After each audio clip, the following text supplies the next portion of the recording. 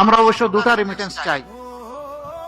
একটা হচ্ছে financial remittance, যেটা আমাদের ফরেন বিজনেসের চাকা ঘোরানোর জন্য দরকার। এটা দুইভাবে আসে ফরেন ইয়েটা।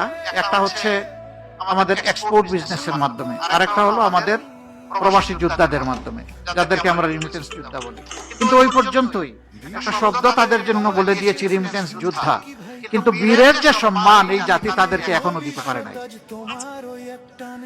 পরিবারকে, দেশকে সাপোর্ট দিতে গিয়ে বিদেশের মাটিতে যখন মারা যায়, তখন তার লাশ নিয়ে টানাটানি হয়। এই লাশটা কে দেশে আনবে? লজ্জার। আমি তাকে বীর বলবো, কিন্তু তার লাশটা রাষ্ট্র সম্মান দিয়ে দেশে আনবে না, এটা হতে পারে না। আমাদের অঙ্গীকার, ইনশাআল্লাহ আমরা দোয়া করি সবাই বিদেশে গিয়ে সুস্থ থাকুক, সুস্থ হালতে তারা আবার ফিরে আসুক। কিন্তু কেউ যদি বিদেশের মাটিতে ইন্তেকাল করে, তার লাশ রাষ্ট্রীয় দায়িত্বে সম্মানের সাথে বিনা পয়সায় দেশে আনা হবে।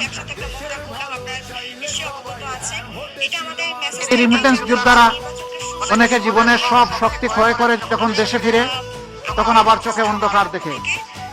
আমরা তাদের জন্য ইনশাআল্লাহ সোশ্যাল রিভলভিং ফান্ড করব।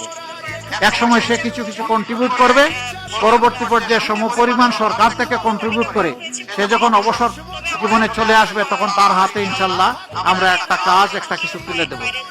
তাহলে হতাশার অভিশাপ তাকে পাবে না ইনশাআল্লাহ।